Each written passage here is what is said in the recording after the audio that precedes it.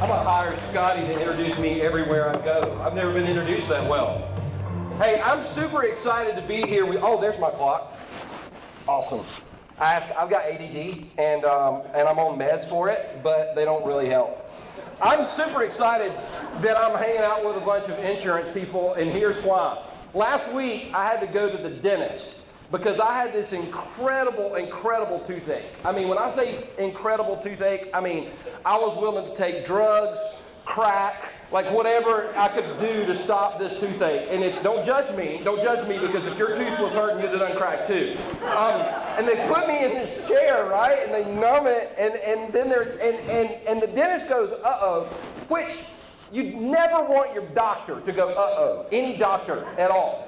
And I was like, what, uh-oh? And he goes, well, I don't know if you need a temporary crown or a root canal. And I was like, oh, dear God, I don't know what I need either. And then they walked back in and they said, oh, and by the way, you don't have any dental insurance. And this is what it's going to cost. And so I was like, I'll hock a kidney on eBay. And so I'm glad that I'm hanging out with a bunch of insurance people because I need some dental insurance. That has nothing to do with what I was going to talk about. How many people here have ever gotten into working out, physical fitness, lifting weights, treadmill? Okay, yeah. So I've always been kind of interested in that.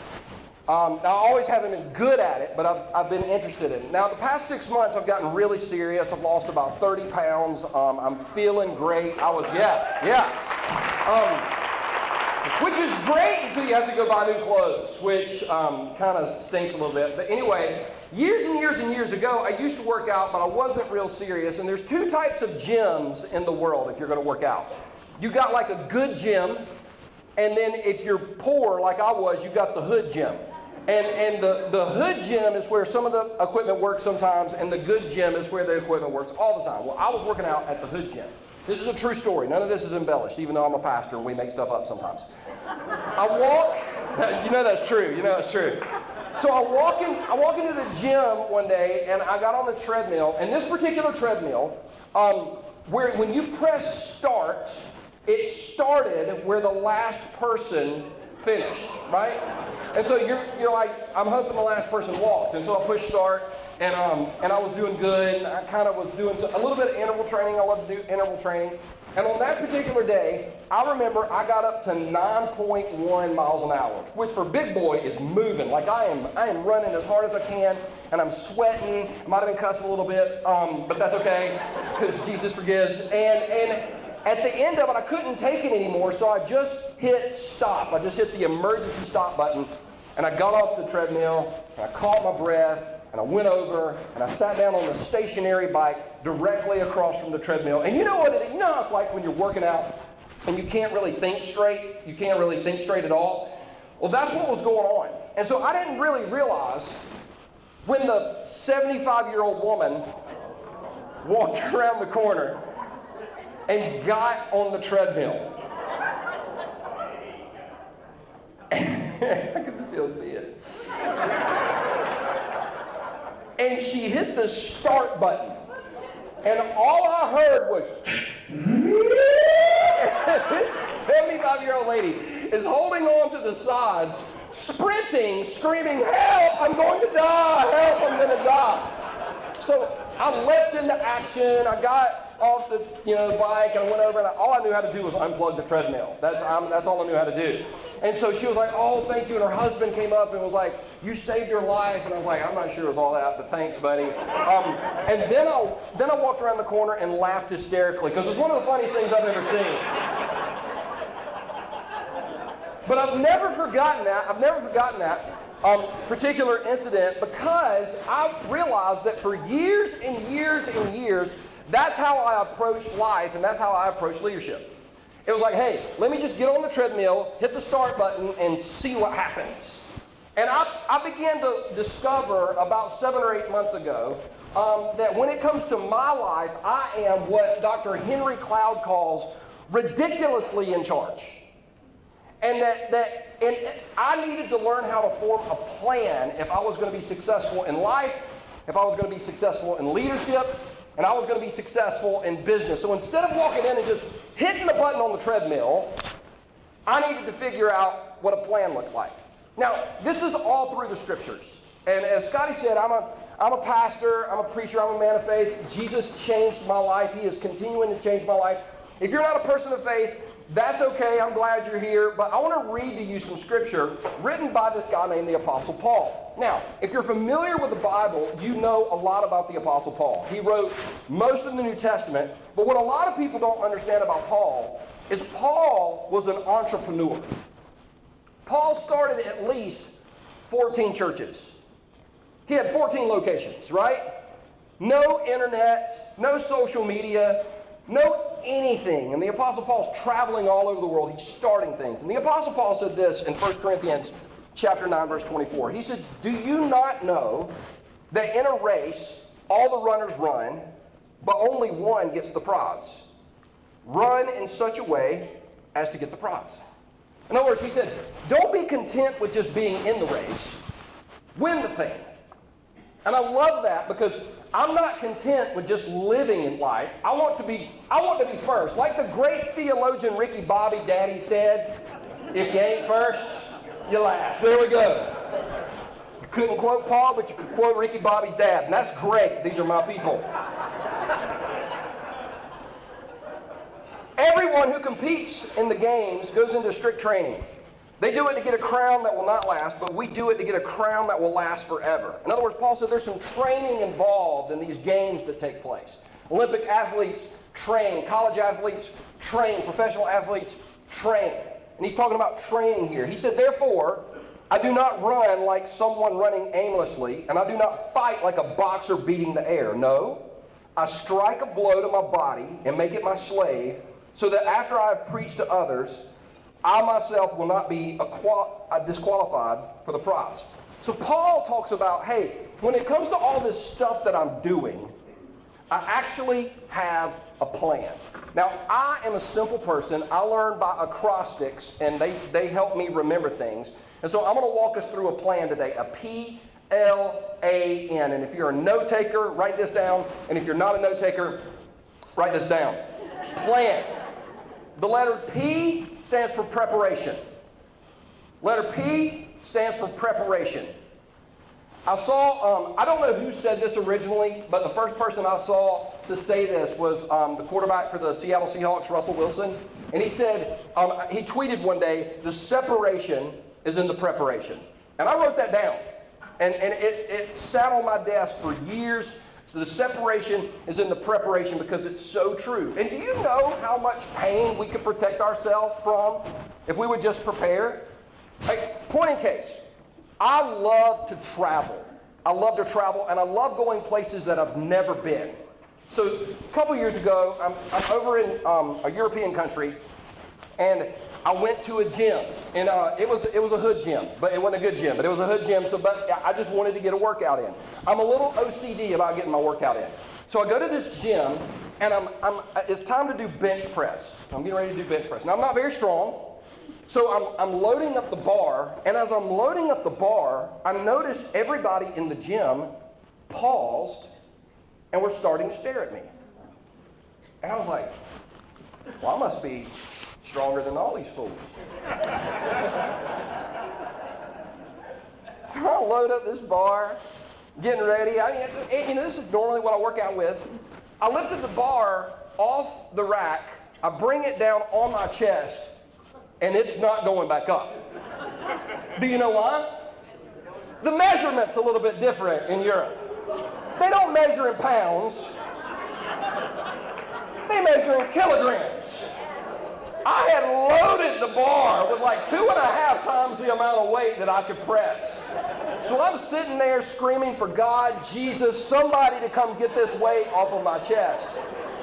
And now they're not looking at me like I'm strong, they're looking at me like I'm stupid, which I was, but I started thinking about this particular incident, and I was like, you know what? If I had prepared, I would have protected myself from a lot of pain. And all of us know that, right? If we would actually prepare, we could protect ourselves from a lot of pain. Now, preparation depends on you and your personality, which we're going to get into in just a little while. Only you know how to properly prepare yourself. But when it comes to working with clients, when it comes to working with people, when it comes to working with individuals, when it comes to discovering what we're good at and what we're not, how you prepare is ultimately going to determine whether or not you win the game. That's what I'm learning for myself.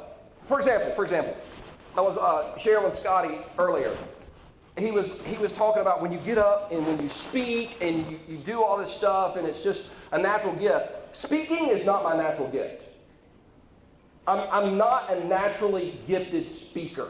I get nervous. I pee 17 times before I speak. It's probably a little bit TMI, but that's okay. I get nervous. This particular talk right here, I've done it about 20 times in my living room. I just walk around and I just close my eyes and imagine you, and you're better looking in person. But I walked around and I imagined I walked around and I rehearsed it and I rehearsed it and I rehearsed it because I understand when it comes to being successful in life, the separation really is in the preparation.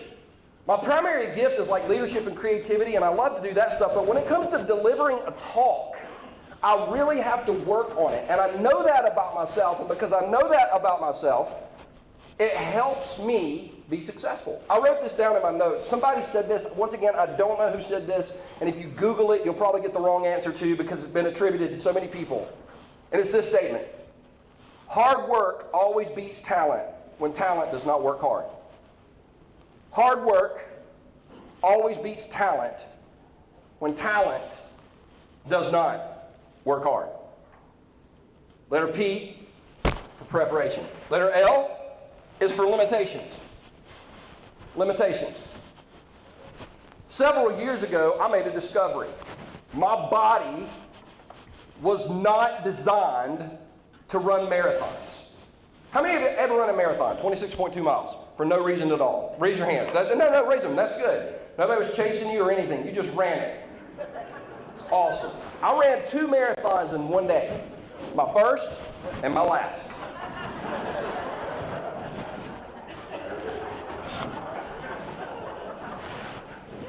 I never will forget. It was the most miserable experience of my life. It was a limitation. I trained well. I did very well, but it was in San Diego. So I was so stupid, I didn't do it in South Carolina. I flew to another state to be dumb. And so I went to, and if you're in a marathon, I'm not calling you dumb. I'm saying I was dumb because it's a limitation for me. And so I got out to San Diego. I got ready to run this marathon. And my goal was to run the entire marathon and never walk. At about mile 18, I was like, you know what, walking's not bad. At mile 20, my body began doing things that I didn't know. I was like, I don't know. I don't know what's about to happen. At mile 22.6, less than 4 miles from the finish line, I remember standing and this guy looking at me, walked up to me and he said, "Are you okay?" And I went, and he looked at me and he said, "Dear God, are you about to pass out?" I said, "Mm-hmm." And I just went over. Got to go to the hospital, got a CAT scan. It was amazing. Great. I didn't finish, right? So I realized that's a limitation in my life. There's certain things I can't do. How many of you enjoy snow skiing? Yeah. Not me.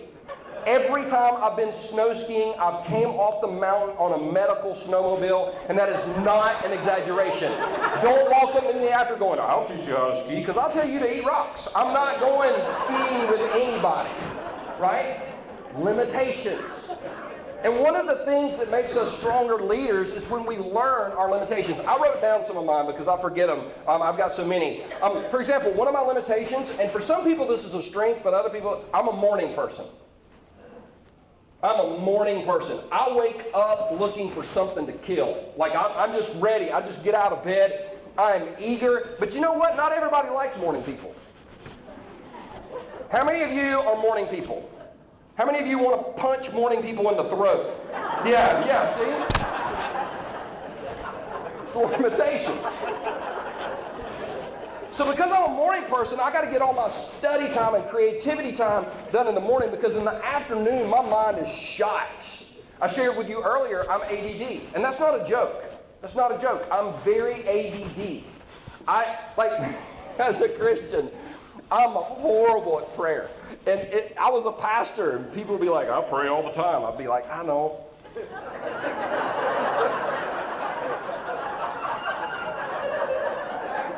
Don't some of you feel a little bit more free right now?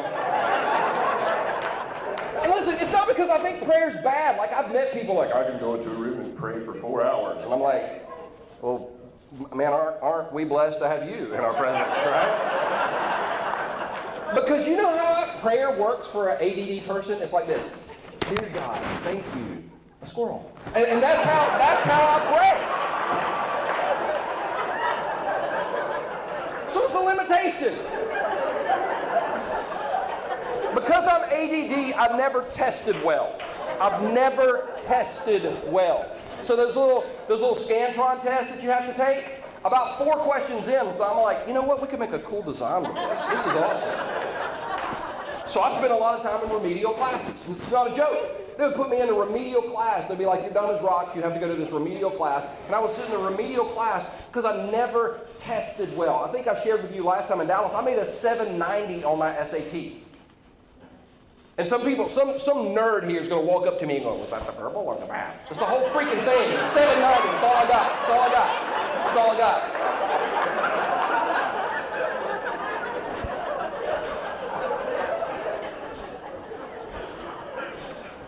I'm very, very ADD. I'm an introvert.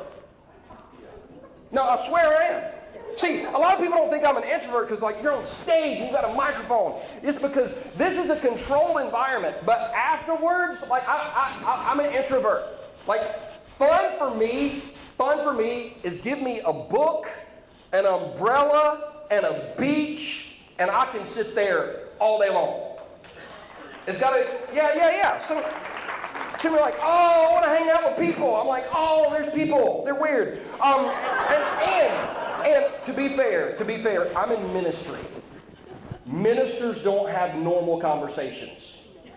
We don't. Nobody calls us to say, hey, pastor, just want to let you know, my life's awesome. My family's awesome. My job's awesome. They call us when everything screws up. Or I always get the crazy lady that had a dream. Hey, I had a dream and you were riding a white horse, and I'm like, stop right there. So one of the things that we got to do is learn how to accept our limitations, because there's no such thing as a well-rounded person. There's no such thing as a well-rounded person. We just got to learn to accept our limitations and build on those things. For example, I'm not a baseball fan. Now, I don't hate baseball. I used to love baseball. My love and hatred of baseball rises and falls with the performance of the Atlanta Braves. I'm a big Atlanta Braves fan, so in the early 90s, all through the 90s, I was loving baseball. Now, if you know anything about baseball, in the 90s, the Braves had the best pitching in the world. Now, we couldn't hit a beach ball, but we had unbelievable pitching. John Smoltz, Tom Glavine, Greg Maddux. You know what their job was when they walked out to play a game? What was their job? It was to strike them out, pitch. You know what? Nobody cared that they couldn't hit. Nobody cared. Like, their batting average was like negative 42. Like, they could not hit the ball. But nobody cared. What if Bobby Cox would have came to them and said, hey guys, you are great pitchers, but you're not great hitters. And so we need you to stop working on your pitching so you can start working on your hitting. They would have been a well-rounded baseball player that was eventually unemployed. Because when they walked on the field, they had one job: pitch the ball. We don't care how you hit it. And so one of the things I'm learning is all these areas where people go, oh, you need to work on these things. You need to improve these things. No. I'm learning how to, these are my limitations. And instead of letting them define me, I just build on those things. I was working with a car dealer about a month ago, or 2 months ago. And phenomenal guy, has absolutely turned this dealership around. And he was having some problems with one of his employees. He was a sales manager. And so I sat down and started getting the story on this employee. He had this employee, this one sales guy, and you know salespeople like this. In fact, some of the people in this room, you're like this. They can just sell anything. They can sell anything. This guy he sold between 15 and 20 cars a month every month. And if you looked at him, he didn't look like he could sell. He looked homeless. He really did. I guess that's why people bought from him. They felt sorry for him. I don't know. So he was so good at selling cars that they promoted him to sales manager. And now he wasn't selling cars, he was managing people. And he was horrible. He sucked. There's no nice way to say it. Like, people didn't respond to his leadership or whatever. And so I remember just making the suggestion, moving back to the sales floor. Moving back to the sales floor. He's limited in leading people, but he can sell cars. They moved him back to the sales floor, and the very next month, he led the dealership in sales again. Because the owner, and the thing I love about the owner is he didn't say, you know what, you're going to do this. He's like, you know what, he's got a limitation here, we're going to move him back here, and bam, he experienced success. Which leads to letter A, attitude. Attitude. One of the things I heard years ago that I did not like, but is absolutely true, is that all of us are in charge of our attitude. Now, I would like to think that other people are in charge of my attitude. It's not true.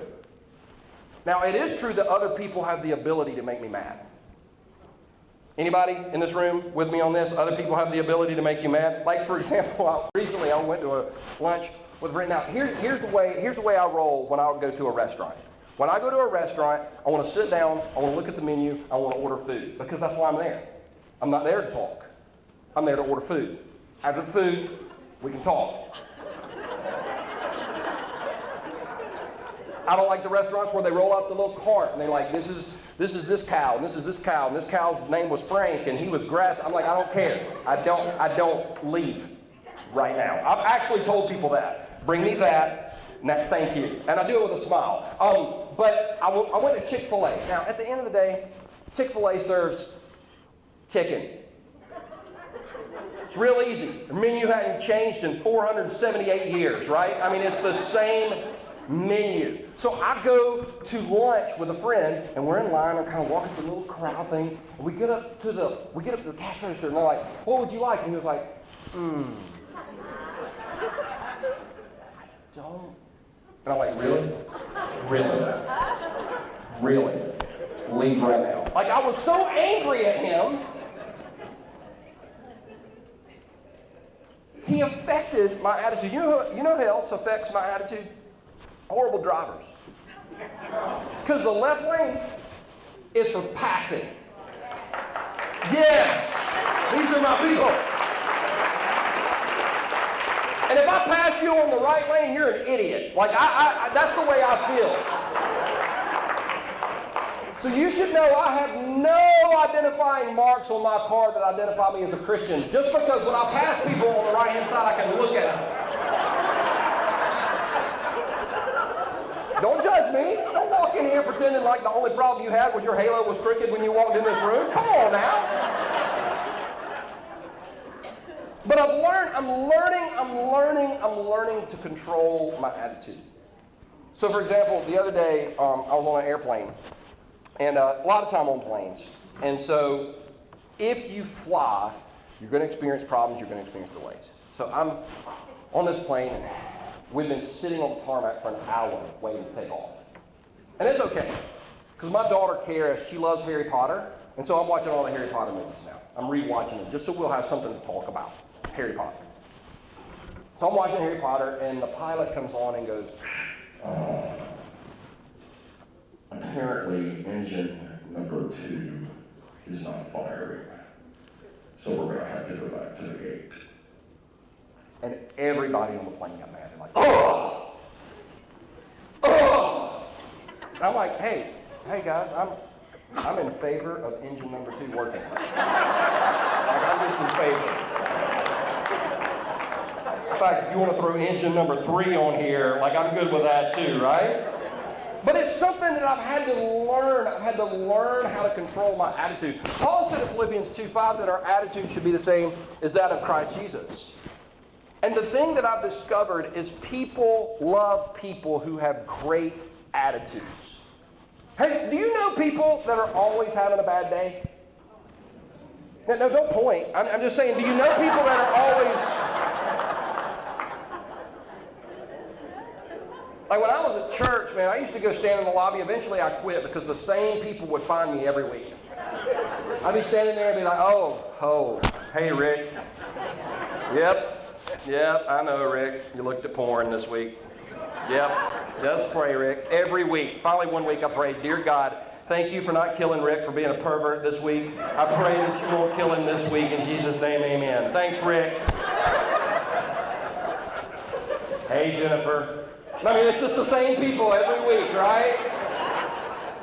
But when somebody has a great attitude, that's the type of person I want to be around. And honestly, that's the kind of person I want to buy from.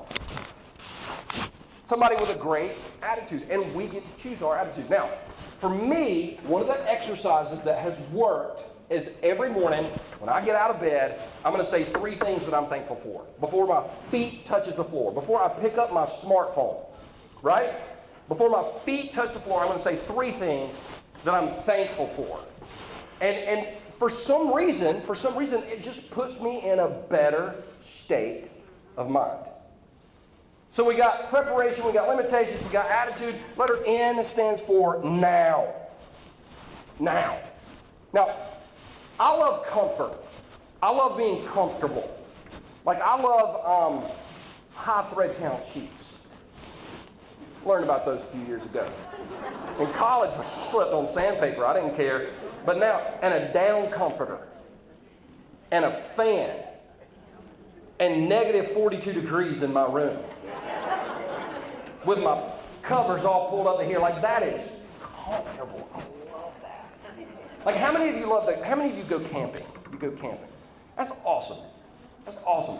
I work way too hard to pretend to be homeless, but if you want to go and pretend to be homeless and pay money to do it, it's great. You keep that up, man. Love your attitude.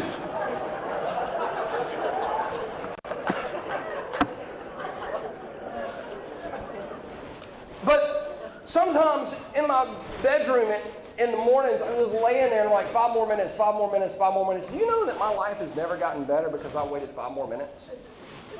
So for me, one of the things that I'm continually revisiting over and over and over again is what do I need to do right now? What decisions do I need to be making right now? What things do I need to make right now that are going to prepare me for on down the road? In church world, and I'm sure it's the same in business world, in church world, I'll have difficult conversations with pastors and church leaders, and they'll be like, yeah, this is Frank. He's been with me on staff. He absolutely doesn't do his job. He's horrible. He is all about disunity. And I'm like, I got a great idea. I got a great idea. We need to fire Frank. Well, I'm thinking about that. How long have you been thinking about that? 4 years. Okay, well, there's obviously a reason nothing's happening. It's because we know the decision we need to make, and the best time to make the right decision is right now. And so for me, one of the things I've constantly got in front of me is what decisions do I need to make right now that make what's next more achievable? And for me, that's taken on a whole new meaning. For a few of you might know my story. Most of you probably don't. But back last year, I was a pastor, one of the largest, fastest growing churches in America. And I lost my job. I got fired because I drank too much alcohol. Now, I want to pause. I ain't got a problem if you drink alcohol. If you want a beer with your burger or you want a glass of wine with your steak, I ain't got a problem with that. In fact, I praise the Lord for it, right? But I wasn't having a glass of beer with my burger or a wine with my steak. I was drinking like 2 bottles of wine a night. Then I graduated to like a bottle of gin a night. And so I got to go to this amazing place called rehab. It was awesome. I don't know if you've ever been to rehab. I want to ask you to raise your hand. You can just come up and talk to me afterwards. We'll exchange rehab stories. Rehab is... I had fun at rehab. But it was because of my attitude. Like, now, it took me a few days to understand what I was getting ready to go through. Because, back up. I lost my job. I lost about 90% of my friends. In the middle of all of it, my wife comes to me and she says, hey, if you're going to come off of alcohol, me and Karis, my daughter, we don't need to be around you. So she left me. So I lost my job. I lost my family. I lost my house. I lost everything. And before I knew it, I was at a rehab center in Tucson, Arizona in July. The devil don't go to Tucson, Arizona in July. It's freaking hot. Oh, and when I get there, they're like, hey, there's tarantulas, but they're awesome. You can pick them up. I'm like, you kiss my butt. I ain't picking up a tarantula. Freaking hate spiders. So anyway, I got to rehab, and it's really, really awesome because they strip search you. I don't know if you've ever been strip searched, or raise your hand again, but they strip search you, and I'm like, whoa, no drugs there. And then they take you, and they put you, and basically you're treated like a child for the entire time you're in rehab. And so for the first few days, I really was about as low as you could get. Because when you lose everything, my gosh. And so on the fourth day there, I made a decision. And my decision was, I'm going to take my own life. Like I'm going to walk out of this place against medical advice, and I'm going to get on a plane. I'm going to fly to Atlanta. I'm going to drive to Anderson. I knew which gun I was going to use. I knew where I was going to go. I was going to kill myself. And I went on a walk, though, right before I left that place in Arizona. I was like, before I leave, I'm going to go on one more walk around the track. I was walking around the track, and I got to this one spot on the track. I could take you exactly where I was. I could show you exactly the scene that I was looking at. I was looking at these mountains, and I paused, and God whispered to me. Now, I don't know if you believe in hearing the voice of God. I don't care if you do or you don't. I heard it. And he spoke these words to me. I'm not finished with you yet. And that changed my life. The reason I'm standing on this stage and not in a grave is because the creator of the universe that spoke the world into existence spoke to my heart and said, I'm not finished with you yet. And right there on that spot, I said, you know what? If you're not dead, God's not done. And he still has a plan. And I decided, you know what? I can't do a thing. I can't do a thing about what has happened in the past. But from this moment forward, with God's help, I can put together a plan. And I can prepare to step into sobriety. And I can learn to deal with my limitations. And I can choose the attitude that I have. And the right decisions that need to be made, I can make them right now. And from that point forward, rehab was awesome. It really was.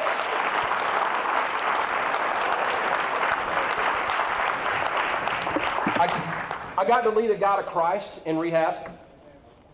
I never will forget it. And my roommate, check this out, my roommate was an atheist. How incredible is that God would take a preacher and an atheist and put them in the same rehab room? And I never will forget one morning, it was his last day there. I had like 3 more days. It was his last day there, and I asked him the same question every morning. I would get up and read my Bible, and he would get up and go for a walk. And every morning, right when he was about to leave, we'll call his name Frank, I would say, Frank, how can I pray for you today?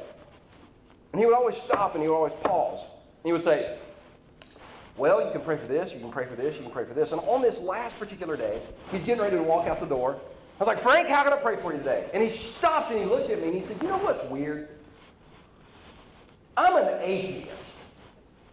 But every morning you've asked me to pray, every morning you've asked to pray for me, and I haven't told you no.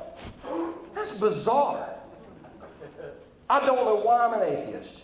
And maybe it's time to figure that out. And he turns around and he leaves. I was like, you know what, God? Thank you that on my 4th day here, you spoke hope into me. You spoke life into me. You spoke purpose into me. And you spoke destiny into me. And because he did that, not only was I able to finish rehab, but about 3 weeks ago, I experienced 1 year of sobriety. It was my first year being sober in multiple years. And I'm stepping into what God has for me next. So the reason I share that with you is this. I don't know where you are in life. I don't know what's going on in your life. I'd be willing to bet that there's some people here on top of the world, and I would be willing to bet there's some people here that feels like you're being crushed by it. But I'm telling you, no matter what you're going through, don't give up. There is a God in this universe who loves you more than you could imagine. I want to pause and say, some of you, I know what you're thinking, because I would be thinking this too if I were you. Well, Perry, I wish God would speak to me the way God spoke to you. And I would say, isn't it coincidental that there's a guy on stage that you don't even know with a microphone speaking a message to you saying, if you're not dead, God's not done. And in Christ, the best is always yet to come. Thank you for letting me do this.